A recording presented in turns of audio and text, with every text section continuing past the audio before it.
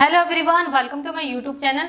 आज हम लोग यूरिक एसिड के लेवल को कैसे रिड्यूस किया जाए और उसके लिए क्या क्या खा सकते हैं, कौन कौन सा वेजिटेबल्स ले सकते हैं, इसके बारे में डिस्कस करेंगे। तो शुरुआत करते हैं आज के टॉपिक से। यूरिक एसिड के लेवल को डिक्रीज करने के लिए कौन कौन सा चीज़ों को हमको सेवन करना चाहिए, जिसमें सबसे पहला पॉइंट है बनाना खाना चाहिए, क्योंकि बनाना में सबसे ज़्यादा मात्रा में पोटेशियम पाया जाता है। पोटेशियम जो होता है उसका मेन रोल ये होता है कि आपके शरीर में जहाँ भी यूरिक एसिड का डिपोजिशन हुआ है उस चीज़ को वो वापस से डिस्ट्रॉय करके किडनी के थ्रू यूरिन के फॉर्म में बाहर निकालने का काम करता है। क्योंकि बनाना में प्यूरिन नाम का कंपाउंड पाया जाता है। प्यूरिन एक ऐसा कंपाउंड है जो प्यूरिन एक ऐसा कंपाउंड है जो यूरिक एसिड को बॉडी में जमने नहीं देता है, क्योंकि बनाना में लो प्यूरिन पाया जाता है। प्यूरिन का कंपाउंड की मात्रा कम पाई जाती है, जो कि आपके यूरिक एसिड के लेवल को जमने नहीं देता आपके बॉडी में और आपको प्रिवेंट करता है। तो आपको डेली एटलीस्ट 1 से 2 बनाना डेली खाना चाहिए, जिससे आपके बॉडी में क्रिस्टल फॉर्मेशन ना हो, यूरिक एसिड का डिपोजिशन ना हो और आप गाउट जैसे बीमारी से बच सकते हैं। दूसरा है चेरी का सेवन करना। चेरी एक फ्रूट है जो मार्केट में इजीली अवेलेबल हो जाता है, तो चेरी खाना चाहिए। जिनको हाई यूरिक एसिड लेवल है, चेरी का डेली सेवन करना चाहिए, क्योंकि चेरी में आपका एंथोसाइनिन नाम का कंपाउंड पाया जाता है और साथ ही साथ ये एक प्रकार से एंटी इंफ्लामेटरी प्रॉपर्टीज भी है। एंटी इंफ्लामेटरी मतलब आपके जॉइंट्स में जहां जहां इंफ्लामेशन हो रहा है, जॉइंट पेन हो रहा है। यूरिक एसिड का पेन मुख्य लक्षण क्या है कि उसके जमने की वजह से आपके जहां जहां जॉइंट्स है, मांसपेशियां हैं, उनमें दर्द होना, इंफ्लामेशन होना, तो उसी चीज को ये रिड्यूस करने में काम करता है। इसका जो एंथोसिन का उनके कंपाउंड है उसमें एंटी इंफ्लामेटरी प्रॉपर्टीज पाया जाता है, जो पूरी तरीके से जॉइंट्स पेन, मसल्स पेन और normally hand and leg pains को रिड्यूस करने में हेल्प करता है। थर्ड है आपका लो फैट मिल्क। ऐसे मिल्क आपको पीना है जिसमें फैट की मात्रा कम हो, कि आपके लो फैट मिल्क में प्रोटीन की मात्रा कम होती है। कम प्रोटीन मतलब कम प्यूरिन होगा, और कम प्यूरिन मतलब आपके जहाँ जहाँ गाउट से संबंधित बीमारी है और यूरिक एसिड बढ़ा हुआ है वो रिड्यूस हो जाएगा।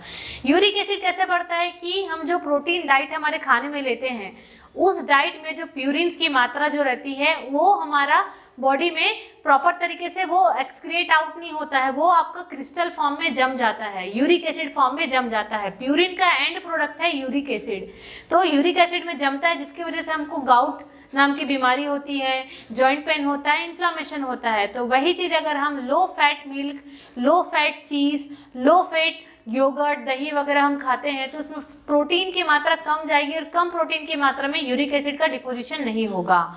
नेक्स्ट है वेजिटेबल्स। हरे साग सब्जियों का सेवन करना चाहिए। हरे साग सब्जियों बहुत इंपॉर्टेंट होता है हमारे शरीर के लिए, न्यूट्रिशियस भी होता है और इसमें यूरिक एसिड की मात्रा को कम करने की क्षमता ज़्यादा होती है। वेजिटेबल जो हरे साग सब्जी हैं उनमें भी लो प्यूरिन वाले वेजिटेबल्स खाना चाहिए, जैसे कि पोटैटो हो गया, टमाटर हो गया, क्यूकम्बर हो गया, पत्ता गोभी हो गया। इन सब चीज़ में लो प्यूरिन की मात्रा होती है, जो कि आपके यूरिक एसिड बनने नहीं देती या जमने नहीं देती। तो हमेशा गाउट वाले पेशेंट को डॉक्टर्स हमेशा प्यूरिन लो वाली डाइट ही सजेस्ट करते हैं। नेक्स्ट है आपका लेग्यूम्स, दालें। जो हम दाल या नट्स वगैरह खाते हैं उसको भी हमको डेली सेवन में लेना चाहिए।